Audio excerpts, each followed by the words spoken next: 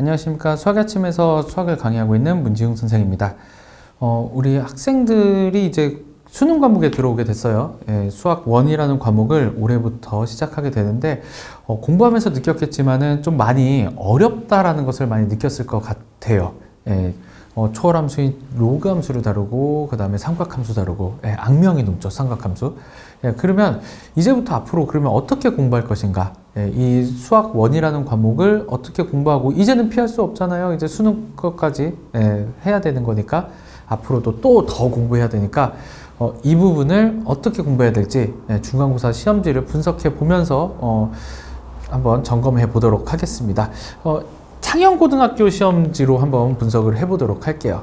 이번 창녕고등학교 같은 경우에는 부교재가 존재했습니다. 수능특강이라는 부교재가 올해 2026학년도, 그러니까 내년에 수능을 봐야 될 이 수능을 준비하는 교재가 부교재로 선정이 되었고요.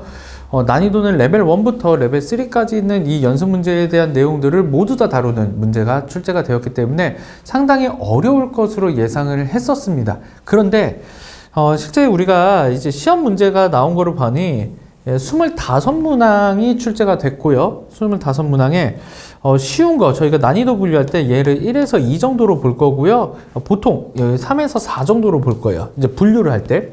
그 다음에 얘를 5에서부터 7까지 이제 우리가 분류를 할 텐데, 쉬운 거가 이제 한 5문항 정도 있었고요. 보통 그냥 평이한 문제가 13문항 정도 있었고, 어려운 문제 좀 생각을 해봐야 된다라고 하는 문제들이 7문제 정도가 존재했습니다.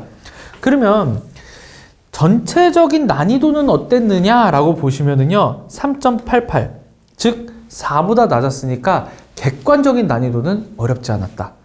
객관적인 난이도는 어렵지 않았는데, 그럼에도 불구하고 1등급 컷이 조금 낮게 나올 가능성이 컸습니다. 왜냐? 이 25문항이라고 하는 것이 학생들 입장에서는 굉장히 부담이에요. 아무리 쉬운 거가 있다라고 해도 학생들은 긴장하고서 볼 수밖에 없거든요. 그러니 이 쉬운 거랑 평이한 난이도를 어떻게 시간을 활용하면서 풀었는지가 이번 시험에서는 관건이었다라고 보여지게 됩니다. 자, 그럼 어떤 것들이 있었는지 한번 볼게요. 자, 난이도가 전체 단원에 대한 구성으로 보시면은요, 지수에서 좀 어려운 게 튀어나왔고요. 로그함수 그래프, 그 다음에 지수함수와 로그함수의 역함수 관계에 대해서 물어보면서 함수 사이의 관계성을 굉장히 중요하게 물어봤었다라고 하고, 나머지는 좀 평이한 것들, 그냥 계산이나 이런 것들은 좀 평이했었고요. 거듭제곱근이라고 하는 것은 원래 친구들이 제일 어려워합니다. 정수 문제이기 때문에 좀 어렵게 느꼈을 것 같고요. 그 다음에 여기도 마찬가지로 삼각함수가 정의 쪽에서는 좀 쉽게 출제가 됐고요. 그래프 파트, 여기가 삼각함수 그래프 파트는 좀 어려운 문제들이 포진해 있었습니다. 자, 그러면 이렇게 나오는 상황에서 각 문항별로 우리 학생들이 어떻게 대응을 했어야 되는지, 그리고 이거를 보시는 학부모님들께서도 그러면 우리 아이가 어떤 식으로 이제 기말을 준비해야 될지 한번 같이 점검을 해보도록 하겠습니다. 1번 문항 뭐 그냥 평이한 문제였고요. 뭐 그냥 어느 데서도 다 볼 수 있는 문제였으니까 요거는 아주 쉬웠던 문제였고, 2번 같은 경우에도 뭐 그냥 아주 단순한 계산 문제예요. 이런 것은 빨리빨리 계산을 해주셔야 돼요. 굳이 뽑자면은 수특에 있었다. 그런데 모든 문제집에서 다 다루는 문제였다. 기본 개념이었다라고 하시면 보고, 엑스도르 호도법으로 나타내서 라디안 사이의 관계죠. 60분법과 라디안 사이의 관계를 물어봤는데, 가장 기본적인 개념이 아주 기초적인 개념, 우리 개념이라고 하는 것 중에서도 아주 기초적인 거, 그렇기 때문에 빠르게 풀었어야 된다. 3번까지도 빨랐어야 되고요. 3분의 2파이 그냥 120도 나오는 거, 사인 120도 나오는 거 아주 평범한 문제였습니다. 여기까지 오는 데 있어서 계속 난이도가요, 쉽고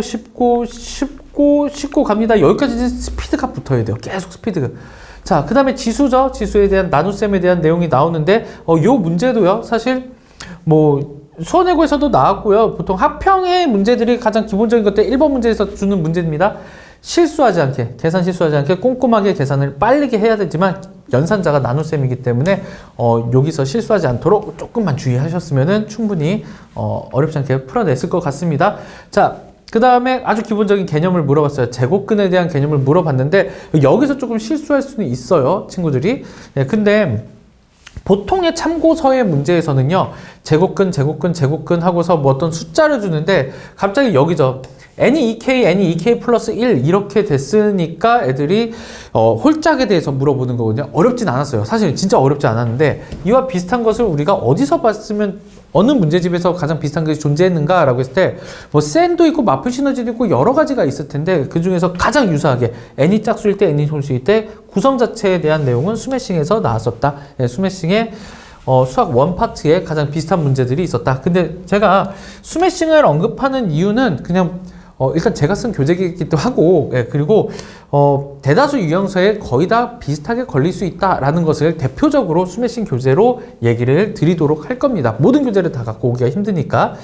네, 그냥 그만큼 평이했다라고서 봐주시면 될 것 같고요. 자, 그 다음에 7번 문제 같은 경우에도 그냥 상용로그에 대한 계산입니다. 교과서 수준의 상용로그에 대한 계산이었기 때문에 뭐 다른 문제집을 열심히 풀어봐야 된다까지는 아니에요. 그냥 교과서만 제대로 봐도 충분히 풀 수 있는 문제였습니다.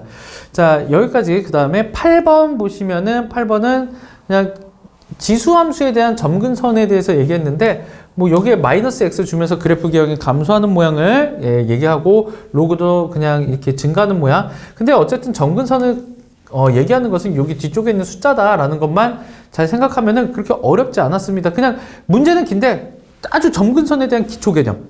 여기선 점근선 뭐야? 여기 그 다음에 0 만드는 값 이런 것들을 물어봤었기 때문에 뭐 한 10초, 15초면은 풀었을 문제입니다. 자, 그 다음에 요거 같은 경우에도 그냥 가장 기본이죠. 모든 문제들이요. 각 단원의 가장 기초적인 개념 문제들, 기초적인 개념, 기초적인 연산 문제, 연산을 주고 있기 때문에 9번까지 가는데도 특별한 게 없었어요. 난이도가 지금 거의 다 보통 쉬움으로만 구성되는 문제였고요. 자, 그 다음에 10번 문제 같은 경우에도 그냥 주기성, 그냥 삼각함수 그래프를 배우죠. 삼각함수 그래프를 배우면은 이게 주기고, 이게 최대고, 이게 최소고, 어느 정도 그래프는 이렇게 그려야 돼를 가장 처음에 배우게 되는데 그 문제였습니다. 그런데 이제 뒤쪽에 형태에 대한 복잡성을 주기는 했으나 그렇게 많이 어렵진 않았을 것 같습니다.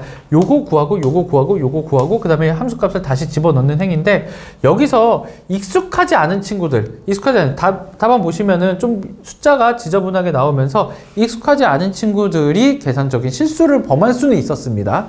자, 이거는 2019년에 동학교죠. 창영고등학교에서도 이 문제가 나왔었고요. 그 다음에 이거는 아주 특별하진 않아요. 이거보다도 나중에 나온 문제예요. 사관학교 문제에서 이게 동일하게 있습니다. 동일하게 있어요. 근데 가장 기초적인 개념이기 때문에 기본기가 잘 잡힌 친구들은 10번까지 틀려서는 안 됐었습니다. 자, 11번 같은 경우에는 자, x제곱분의 1이라고 하는 함수 그래프가 우리가 잘 배우진 않아요. 그런데 요 위에 점을 지날 때 이 값을 구하여라. 그러니까 함수값 집어넣어서 한번 체크해봐 라고 했는데 요게 학교 부교재인 수능특강 2026학년도 수능특강에 분명하게 레벨 2의 기본 연습에 있었습니다. 그러니까 수능특강 공부하실 때는 예제를 좀 보셔야 돼요. 예제가 풀이가 나와 있는데 그 부분을 다시 한번 꼭 풀어보셔야 되고 그 다음에 레벨 1과 레벨 2까지는 꼭 풀어보셔야 됩니다. 여기까지는 아주 기본적인 유형들을 다뤄주고 그 다음에 수특이 보통 부교재인 학교들은 레벨 2까지를 가장 많이 시험에서 다루게 될 거예요. 그러니까 요거 한번 봤으면 좋았을 것 같습니다. 그 다음에 256분의 1의 n분의 1승 자 이게 자연수가 되도록 하는 모든 정수의 값을 너무 많아요. 128분의 1도 있고요. 729분의 1에 마이너스 준 것도 있었고요. 그래서 우리가 어떤 유형서들 공부해도 다 걸렸을 문제입니다. 근데 뭐 그거를 문제를 풀어봐서 이거를 맞는다는 것은 아니고 가장 기본 개념이었기 때문에 아주 평이했습니다. 자, 그 다음에 요거는 이제 치환하는 2차 지수함수에서 치환에 대한 내용이 들어오시죠. 자, 요 같은 경우에도 이베스 올림포스 유형편에도 걸릴 거고요. 그 다음에 옛날 이제 효원고 문제에서도 걸렸습니다. 자, 그러면 형태가 거의 숫자도 비슷한 정도가 나와요. 숫자도 4의 x승 2의 x제곱 플러스 x 2의 x 플러스 2승 이런 식으로 형태도 거의 비슷합니다. 형태도 비슷해요. 그러면 기본적인 개념에서는 비슷한 문제들을 많이 풀어보면 어떻게 시험 준비를 해도 한 번 이상은 풀어봤을 문제가 될 거라고 생각합니다. 자, 그 다음에 여기도 그냥 그때 보통 2014년이지만은 보통 모든 문제들에서 있었던 거예요. 이거 스매싱에도 있는 각이고요. 형태가 아주 특별하진 않았어요. 자, 여기까지 벌써 15번까지 왔어요. 시험 문제가 25문제였죠. 시간이 부족하면 안 되는 파트였습니다. 여기까지가. 자, 특별하지 않은 문제, 또 계속 특별하지 않다고 얘기하는데 정말이에요. 정말 모든 기본, 어떻게 보면은 유형서의 대표 유형 정도의 문제만 계속 나왔는데, 여기도 나오죠? 1460번의 대표 문제, 스매싱의 대표 문제로 다루는 가장 기본적인 문제들이었습니다. 요것도 평이했고요. 등급을 아직까지 가릴 문제는 아니었고요. 자, 이제 16번에 들어와서 갑자기 15번까지 이렇게 쉽다가 16번에 갑자기 어려운 게 하나 나오게 됩니다. 예. 요게 어렵고요. 그 다음에 잠깐 보고서 오면은 17번이 갑자기 또 평이했어요. 17번 갑자기 평이했다가 18번이 보통 난이도긴 한데 우리 학생들이 삼각함수 그래프를 미정계수 구하는 거를 생각보다 오래 걸려요. 이 부분에. 연습을 많이 해보셨어야 되는데 여기서도 좀 시간을 잡았을 수는 있어요. 난이도는 보통이지만. 네, 그 다음에 다시 또 어려운 게 등장하죠. 뒤쪽에. 자, 그래서 봤을 때 여기서부터가 변별입니다. 16번서부터 아이들이 남은 10문제가 어느 정도로 풀었는지가 1, 2, 3등급을 갈랐을 가능성이 아주 큽니다. 자, 그런데 이 문제 평택 아주 복잡한 문제지만은 분명히 수능 특강의 레벨 3에 존재한 문제예요. 이번 수능 특강을 봤을 때 이 지수로그 단원에서 가장 인상 깊은 문제 중에서 하나였어요. 인상 깊은 문제였고 레벨 3의 첫 스타트였고요. 저희 학원에서 준비할 때 사실 이 문제 같은 경우에는 굉장히 많이 반복해서 변형까지 한 2반복, 3반복을 하면서 변형까지 많이 다뤘던 문제고 나온다라고 했을 때 모든 학원에서도 마찬가지지만 이 문제는 꼭 해봐. 이 문제만큼은 나올 가능성이 아주 커! 라고서 예측이 가능했던 문제입니다. 좀 형태가 아주 특별했었거든요. 예, 그래서 올해 꼭 창현이 아니라 올해 영덕고등학교에서도 수특을 부교재로 쓴 갇힌 동학교에서도 이 문제는 16번쯤에 비슷하죠? 예, 여기서 제공이 됐었습니다. 예, 그래서 이 문제 같은 거 꼭 연습을 해봤어야 되는 문제였어요. 예, 틀리면 안 되는 거였어요. 이번에 상위권 노린다라고 했을 땐. 자, 그 다음에 좀 쉬웠죠? 역함수과의 관계고요. 예, 완전히 거의 숫자도 거의 비슷한 문제가 옛날 학평입니다. 옛날 학평 같은 경우에는 애지간한 문제집에는 다 들어가 있습니다. 자, 그래프 아까 전에 설명을 드렸던 거고요. 요거 같은 경우에도 올해 수특에 레벨 2에 있었습니다. 그런데 거의 비슷하게 6-2 여기까지 됐고요. 6분의 7까지도 이렇게 동일했습니다. 근데 결과론적으로 그래서 이거를 많이 풀어보면 돼 라고 했지만 이게 동일하게 이 정도로 나올 거라고는 예측할 수가 없죠. 예, 그러니까 이게 좀 기억났던 친구들은 얘가 주기가 어느 정도야 자주 반복했으면 알겠지만은 빠르게 풀었겠지만은 그게 아니더라도 그래프 문제는 좀 많이 연습을 해봤어야 돼요. 이번에 육모를 준비하거나 아니면은 추후에 수원 파트를 준비할 때도 삼각함수의 가장 기본적인 미정계수는 이 문제를 통해서 삼각함수를 이해를 해야 되기 때문에 이게 그래프의 특징을 바라보는 가장 기초적인 내용이기 때문에 이후에도 지나가더라도요 이 문제는 꼭 열심히 연습을 해주기를 부탁드립니다. 그 다음에 이제 삼각방정식 문제, 일반값 변환하는 문제 평이했습니다. 전체적으로 평이했지만은 공부를 조금 했다라고 하면 이 실근의 개수가 2개가 되도록 한다라는 말이 어떤 말인지는 충분히 이해를 했을 거라고 생각합니다. 예, 상위권 친구들 같은 경우는 이 문제를 놓쳐서는 안 되는 문제였고요. 계산도 깔끔하게 떨어졌어야 되는 문제였어요. 동일한 문제가요. 레벨 3의 3번에 나와 있었기 때문에 충분히 연습이 됐을 거예요. 이게 이제 수특의 이번 시험 범위의 제일 마지막 문제였어요. 이 수능 특강을 딱 봤을 때 이번 시험 범위의 제일 마지막 문제였기 때문에 충분히 연습하지 않았을까 생각을 해봅니다. 저희 수업 때도 이 문제 같은 경우에도 변형 문제를 한 2-3번 정도 변형을 쳐서 요거 동일하게 한번 연습을 해봤었어요. 자, 그리고 요 문제도 수특이에요. 수특의 레벨 2 문제. 그러니까 지금 여기서 보시면은 창현고등학교가 앞에 14문제, 15문제 같은 경우에는 아주 기본적인 기초 연산 문제를 이제 주고서 스피디하게 풀고 나머지 뒤쪽에 이번 학교 부교재였던 10문제 정도가 수능 특강에서 튀어나왔는데 수특을 열심히 공부했던 친구들은 사실 어렵지 않게 눈에 거의 다 밟혔을 거예요. 근데 연습을 했다라고 해도 꼼꼼하게 풀다가 보면은 시간이 부족했을 수는 있어요. 그거는 선생님도 좀 인정을 하는 바입니다. 자, 요 문제 좀 어려웠어요. 요것도. 내용상으로는 어렵지 않은데 시간이 21번이고 시간이 좀 부족했을 거라고 생각합니다.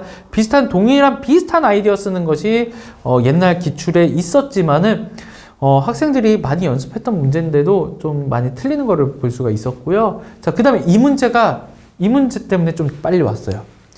이 문제가 이번 시험에서는 가장 오답률이 높았을 거예요. 22번 문제고 23번, 24번, 25번까지 가는 데 있어서 아주 오답률이 가장 높은 문제가 이 문제가 됐을 것 같은데 얘는 수능 특강이 아니에요. 수능 특강이 아니라 어디냐라고 하면은 2025학년도 수능 완성입니다. 그러니까 2025학년도 거기 때문에 작년 거예요. 저희가 준비할 때 아이들한테 이런 말을 하거든요. 얘들아, 수특이 부교재면은 올해 것만 봐서는 안 돼. 올해 거 말고도 작년 것도, 왜냐면 비슷한 맥락의 문제들이 있기 때문에 작년 것도 봐야 되고, 그 다음에 같은 EBS 라인업이다 라고 하면 선생님들이 건드리고 싶은 게 수능 완성이야. 그렇기 때문에 완성도 한번 봐야 돼 라고 하면서 저희 교재에 녹아 있었던 문제기는 하거든요. 그래서 작년 수능 완성에서 나왔던 문제였고, 자, 이 문제 같은 경우에 수능 완성 문제가 여기 나왔고요. 그래서 보니까 사실 예측은 됐어요. 청명고등학교에 올해 시험에서 이게 나왔습니다. 동일한 문제가. 근데 청명고 같은 경우에는 프린트 자료에 이 문제가 있었어요.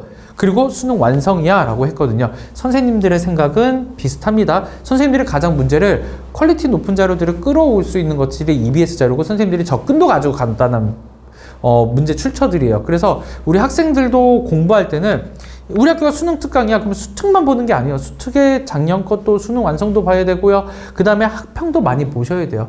예, 학평 변형도 수특에 녹아드는 것들이 있거든요. 그래서 요것도 아주 불편했을 거라고 생각합니다. 근데 여기는 상위권 친구들도 많이 틀렸을 거라고 생각 듭니다. 자, 그 다음에 요거는 수능 특강에 있었습니다. 레벨 2에 있었던 문제였고요. 주된 핵심 내용이 거의 비슷하지만, 그래프는 비슷했지만은 마지막에 계산하라고 하는 것이 조금 다르죠. 예.